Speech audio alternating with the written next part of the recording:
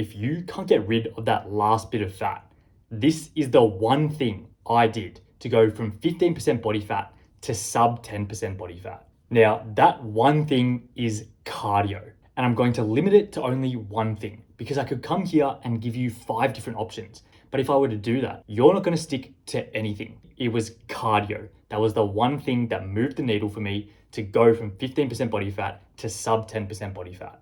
So let me explain why cardio is the one thing that works. Belly fat is the last thing on a man's body that is going to be lost when cutting. So when you begin your cutting phase, when you begin being in calorie deficits, which means you're eating less calories than you're burning every day, the fat and the weight that you lose will not come off from your belly at that beginning stage. It'll come from your face, it'll come from your arms, shoulders, chest, areas in your body that are not your belly. So you can actually lose a heap of weight and still have that belly fat. And that's what happened to me. When I first started out cutting, I lost over 10 kilos, but I still had a bit of a flabby stomach. So we know belly fat is the last place on a man's body that fat will be lost from. Now, the second thing you need to know is that as you go further and further into a cutting phase, the amount of calories that you burn every day actually drops. So when you first start cutting and lowering your calorie intake, you have an amount of calories that you burn every day at rest. So that is called your basal metabolic rate. So if you were just lying in bed all day, it is the amount of calories that you would still burn just by your body doing general maintenance upkeep functions. Essentially the energy that your body is burning to keep you alive. And that amount of calories actually starts to drop when you are feeding your body lower and lower amounts of calories as you go further and further into a cutting phase. What that means is that it becomes relatively harder and harder to lose fat as you go further and further into your cutting phase, because the amount of calories you're burning every day is dropping. So you get to this point in a cutting phase where you might have lost all the fat from your face, from your arms, from your back, from your chest. And it's time for your belly fat to actually finally be the area on your body where fat will be lost from. But it's at that specific time that your amount of calories you're burning every day are at their lowest. So it's so hard to actually get rid of your belly fat because it's relatively harder to be in a calorie deficit when your calorie burn every day is lower. So as an example, when you first started cutting, your total calorie burn every day might have been 2,500 calories. Now, 6 months after you've started cutting, they might now be at 2,000 calories. So when you first started to be in a calorie deficit, all you had to do was eat less than 2,500 calories. But now, 6 months in, you actually have to be eating less than 2,000 calories to continue to lose fat. And it's at that point where you have to eat less than 2,000 calories every day, which is where your belly fat is actually going to come off. And it's why so many guys struggle with the last bit of fat and losing it and having those love handles, having that belly fat, because you have this point in time where the point in time where your belly fat is going to be lost coincides with the point in time that your calorie burn is at its lowest. So to achieve a calorie deficit, there are 2 ways you can go about doing that. The first is by lowering your calorie intake so that the amount of calories you're eating every day is less than the amount you're burning. The alternative is to keep the amount of calories you eat every day the same, but instead try and burn more calories so that your calorie expenditure is higher than your calorie intake. So focusing on lowering your calorie intake works at the beginning of a cutting phase because your total calorie burn every day might be, for example, 3,000 calories. And it's pretty easy to just lower your calorie intake to say 2,700 calories or 2,600. And you can go about that and it's quite a smooth process. But it's at that point in time where your calorie burn drops to say 2,000 calories that you might find it extremely difficult to limit yourself to such a small calorie intake to continue being in a calorie deficit. Because it's at that point where you're going to have to be eating 1,700, 1,800 calories every day to remain in deficits to lose fat. So in my view, it's not that sustainable. And this is why at that point in time, you have to focus on increasing your calorie expenditure back up higher. And the way you do that is by doing cardio. And I think it's a much more sustainable method to go about losing that last bit of fat, because what it does is it gives you that leeway in terms of calories every day. Because if you're anything like how I was, where I struggle so much to limit myself in terms of how much I eat, especially when going out to dinner or just eating with my family. When there's a lot of food on the table, I find it difficult to just put the fork down. And if you find it difficult in those situations to stop eating, then it's going to be near impossible for you to stay at a 1700 calorie intake every day. Near impossible. And I'll give you my word on that, because it's exactly what happened to me. I couldn't do it. And it's why I stayed at that 15% body fat area for so long without actually being able to finally break through that fat loss plateau. So going back to the example, let's say you're now only burning 2000 calories every day. If you were to just, again, focus on calorie intake, you'd have to be eating 1700, 1800 calories to lose fat. And that's extremely difficult. Instead, if you were to burn an extra 500 calories every day from just doing 45 minutes of low intensity cardio, you bring your calorie burn for the day back up to 2500 calories. And it's so much easier to be in a calorie deficit when you're allowed to eat less than 2500 calories now. You can be in that 2300 to 2400 calorie intake range. And in my experience, it's so much easier to do that compared to limiting yourself severely to the point where you are literally starving, have low energy, and all you think about is food and how hungry you are all the time. So my rationale for the cardio is that I actually think it's easier to achieve a calorie deficit, to lose that last bit of fat by doing cardio as opposed to stopping eating so much. So doing a 45-minute cardio session, yeah, it might suck a bit, but it's only 45 minutes and it's low intensity as well. It's not that difficult.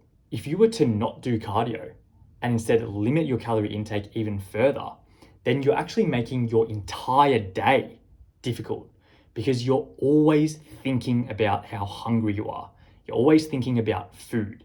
You're always thinking about how many calories are in certain amounts of foods, whether you can eat a certain type of food, whether you should eat a certain type of food, whether that's going to fit into your calorie budget for the day. And that mental bandwidth that you spend on thinking about calories, macros, the weight of food. Sometimes you might even have to get the scales out to weigh the amount of food you're actually eating to ensure you're in that 1700, 1800 calorie area for that day, is extremely tiresome.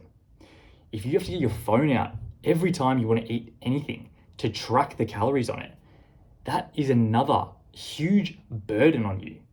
And it makes it so difficult, I think, to make sure you're actually in a calorie deficit. Whereas if you just do the 45 minutes of cardio and get it out of the way, it's not much mental effort that goes into it.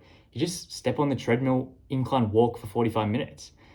Or you just leave your house and go for a run for 45 minutes. Or cycle for 45 minutes, or whatever type of cardio it is for 45 minutes. It doesn't take much mental effort in terms of thinking to actually do that. So when you do the cardio, yeah, it's 45 minutes of hard effort, but it means that for the rest of the day, it's pretty easy.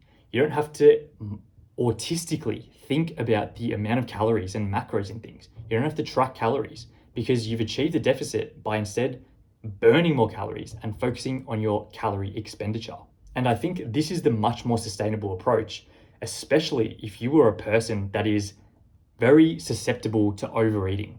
And if you're ever at the dinner table and find it hard to limit your food intake, then doing the cardio is a much easier way to go about it. And if you're starting your skinny fat transformation in terms of fat loss, then I have a program that is the first link in the description that I encourage you to check out, because it literally just contains all of the knowledge that I've gained in my 7 years of transforming my physique from skinny fat to aesthetic. It's over 5 hours of content. And if you just import that all into your brain, you will know every single thing that's required to actually undergo the transformation. And you can check that out in the first link in the description. So there's also this common rebuttal of doing cardio will kill your gains in the gym in terms of muscle growth. And I can sit here and tell you for a fact that that is absolutely not true. The people that say cardio kills your gains are the same people that subscribe to the if it fits your macros philosophy, which is that you can eat whatever you want. You can eat Oreos, you can eat McDonald's, you can eat KFC, Krispy Kreme, as long as it fits within your macro and calorie targets. And we know that's not true because McDonald's, KFC, this fast food, these processed foods contain so many harmful ingredients in them that are killing your energy levels, killing your ability to be satiated, and meaning that you're just gonna overeat, killing your testosterone levels, killing your ability to build muscle as well. It's honestly, I think, just a bit of a cope because cardio is hard. So a lot of people will decide to just shy away from doing cardio because it is inherently a difficult thing to do that requires effort. So the easier thing to think in your brain is that, oh yeah, cardio is a bad thing because I don't want to do it, it must be bad. So I would just not listen to that because when you do cardio, I actually think it has positive effects on your ability to build muscle because you have improved stamina. It means you're able to push yourself harder in the gym. I remember I would always be doing rows with the dumbbell as a back exercise. And I would always gas out so much after doing those. My heart rate would get to 160 beats per minute because my cardio was just so bad. And now, after doing consistent cardio and my cardiovascular health having improved, I now can actually push myself harder on that exercise because I'm not gassing out after 8 reps. So it's actually a positive effect doing cardio in terms of your muscle building ability. And in my experience, I have only gotten stronger after doing cardio. I've been able to progressively overload a lot easier and get stronger week to week, add reps week to week on the exercises I'm doing. And cardio has not hindered my ability to do that. Cardio can give you more energy as well. Because if you've ever done cardio, which I'm sure you have a good feeling after it. You almost feel energized after doing a hard cardio session, after doing something that makes you sweat. So I think in that respect as well, you're getting more energy to push yourself harder and do more things throughout the day. I think there is a point where too much cardio might kill your gains, but that point is so high. It's an extremely high threshold that you have to reach with the amount of cardio you're doing for it to actually have a negative impact on your muscle growth. So at that point, I think you can look at pro marathon runners. They have very skinny physiques and they're doing 100, 200 kilometers of running every week. The average person is not doing that. In fact, I'm training for a marathon right now and I'm averaging 60 kilometers of running per week. And it's not hindered my ability to build muscle in the slightest because I haven't reached that threshold that's actually required. And that threshold is way higher than you think. So what's the best cardio strategy to go about losing that last bit of fat? I think you should go to the gym in the morning. So wake up early, go to the gym in the morning, and then from your 9 to 5, you might be working, you might be studying. And then after that, I think you do the cardio. So you do gym in the morning, cardio in the evening. The reason for that is because gym is still the most important part of achieving the aesthetic physique. The muscle building aspect is what you're going to get from that training in the gym in the morning. And if you do cardio straight after that, you're going to feel very tired. So I remember I used to do a bit of cardio straight after my weightlifting session in the morning. So I'd go on the treadmill and I could only last on running or walking for maybe 10, 15 minutes because I was just so drained. I was tired. I'd just done an hour 15 of lifting and hard lifting as well, going to failure. And so to go on the treadmill directly after that and do cardio is very hard. So instead, if you give yourself the day to recharge, you can come back to the gym and go on the treadmill and you'll find it a lot easier to do that. At least that's what I found. So I normally stick to running in the evening. And I have the energy to be able to do that because I've just let my body have 8, 10 hours of rest to recover from the gym, replenish my glycogen stores, eat some food as well, and then you can go again in the evening. In terms of the type of cardio you should be doing, it's the type of cardio that you enjoy the most and can stick to over the long term. Because at the end of the day, it doesn't really matter what type of cardio you're doing because all it comes down to is a calorie burn. All that we're concerned about with doing cardio is calories. there's no kind of output that we really care about, like how fast we're running or how long we're running, or we only care about the cardio for the calorie burn. That's compared to when we're training in the gym. We always want to progressively overload. We're always focused on the weight that we're lifting, the number of reps that we're doing. So the gym is more performance-based, whereas the cardio is more of just you're there to burn calories. So it doesn't matter what type of cardio you're doing. What that means is that you need to pick the cardio that you think you can stick to the most. And that's just going to be the one that you like the most. So for me, it's running. It's running because that's what naturally comes to me. I used to play soccer throughout my childhood. So I would be doing a lot of running in training and in games. I think as well, if you have a goal with the type of cardio you're doing, then that can contribute to you staying motivated to do the cardio. So as I mentioned, I'm training for a marathon. And because I have that marathon coming up, I am very disciplined and motivated to keep running because I have that event coming up in the future. I think running is also a very social sport. You can go to run clubs, and I think the community and the social aspect of it is very fun as well. You're also going outside. You can explore things. It's a very primal thing to do. It's what our ancestors did to hunt food and whatnot. So it's a natural thing that humans have evolved to do, which I think only gives you positive benefits. So if you learned anything from this video, please consider subscribing. We're getting to 20K subs soon, and I'll see you in the next one.